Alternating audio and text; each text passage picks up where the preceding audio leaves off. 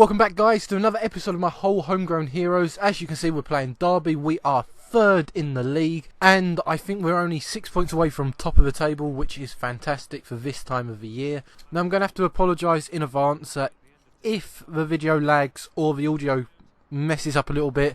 That's not YouTube playing up, that's not your media playing up, that is my editing, and I really am sorry. My computer is running really slow, and like my computer being shit, so is my defence, and we are down 1-0 against Derby. This is a really important game for Derby, and we're losing 1-0. We get a free kick on the edge of the box, or on the wing of the box, or whatever you want to describe it. Grealish does fantastic to get tackled here. He's quite lucky that he didn't get injured. Does trip over the player. Derby were all over Hull in this game. They were nearly 2-0 up at half-time with this chance. Unfortunately, they went wide. Moving on to the second half, Derby proved that they were the stronger team in this match, and the fact that Hull just never turned up. They make it 2-0 in 62 minutes of gameplay. They were lucky to get that as a rebound, I guess. But 2-0 down is not what I want in this game.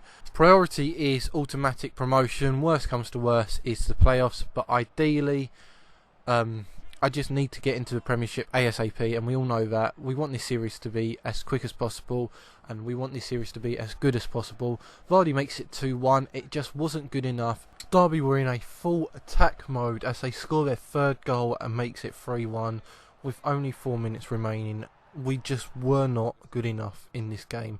The final whistle blows at 3-1, and we lose the first game of this episode. And how I treat a lose is I sim the game, and we should know that by now.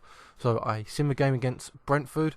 The team looks pretty solid, and we should win this game. The Brentford match was quite quiet. Livermore got injured on the 33rd minute, so half scores on the 41st, and that's pretty much everything that happened in this match. It finishes 1-0. Should have been more goals in this match. I don't think the Livermore injury helped, but honestly I don't think Taylor getting sent off 60 minutes into the game helped at all. We're going to be losing 2 key players for the next episode at least, so we're going to be simming the game against Cardiff. I was not impressed with a 1-0 win against Brentford. I think it should have been at least 2 or 3 goals in that match. Vardy scores really early on in this game, 9 minutes in, and Wilson misses a penalty, 14 minutes. Could have been 2-0 up before half time in this game. It could have been 2-0. By half time it was 1-1, and it kind of quieted down in the second half. People that went to this match had to wait until the very late minutes of this game to see how Brighton score in the 86th minute, and we win 2-1. So, winning 2 games by simming it, I decided to play the next game, which is against Fulham. A game I was actually expecting to lose the second I started playing. So I tried my best to go on counter-attacking and aggressive football going forwards, and pretty much shoot at target whenever possible, which kind of helped in this game, to be all truthful, because as much as Fulham seemed to be just trying to take control of the ball, a few minutes later, probably about 6 minutes in, as you can probably see there, Huddleston goes for a shot outside the box. It hits the post, and he scores a rebound with the keeper being on the floor. A little bit of a tap in. I used to do that celebration all the time in FIFA 15. Moving on to the second goal of this match, Ali sets up Vardy, and it makes it 2-0. A very nice little bit of gameplay there.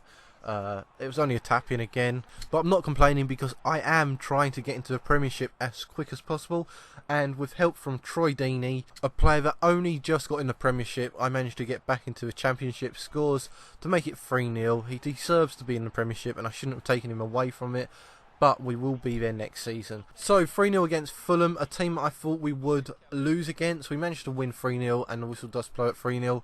That's a clean sheet under our belt. I decided to sim this game just so we can get through March a little bit quicker, because I do want to get into the Premiership. Again, we have a really strong team against Brighton. Honestly, the team that we've got for Hull and the squad we've got for Hull should really be in the mid-table of the Premiership in my eyes. They are a very strong team. Fraser is one of my favourite goalkeepers in the Premiership. I don't rate Hart as much as a lot of people do. Butland is fantastic. I will be trying to get Butland next season, and Butland and Fraser will be fighting for the number 1 role. We beat Brighton 4-0, and we move on to the next game against Birmingham with a 4-0 win against Brighton and a 3-0 win against Fulham. That's 7 goals for and none against in 2 games. That's a fantastic record at this point. 2 clean sheets in March is what we really need towards promotion. We're proving that we are ready for the next step. We're ready for the Premiership. And unfortunately, Birmingham just didn't realise we were gunning for that Premiership spot because they beat us 2-1. And because we lost the game, I should really be simming it, but I simmed a few games that I shouldn't have simmed.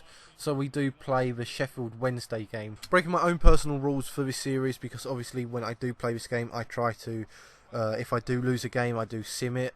As I say, pretty much every episode so far in the whole series and in the Luton series, it is if you lose a game, you sim the next one. New boy Jesse Lingard goes on a little bit of a run on the left wing. I am using him on the left wing this game, and he sets up a fantastic cross. The keeper just didn't come off of his line quick enough. Charlie Austin makes it 1-0 against Sheffield Wednesday, and honestly I thought we were going to make it a few more in this game. The keeper was just outstanding for the rest of this match, and 12 minutes before the end of the match, they get a corner and whip it in. The keeper and the guy on the line manages to mess it up. I really do not understand what happened. All we had to do was not let in a goal for 12 minutes. 12 minutes! With the last few minutes of the game, I do try to score a winner goal, and it just doesn't happen. We end up drawing that game, and it is the last game of this episode. But before I go, England have offered me a job. Now, being Hull's homegrown heroes, I'm going to be taking this job. Thanks for watching, guys. If you enjoyed this video or any of my other content, please hit that like button, sub to me if you are new, and please leave some feedback below.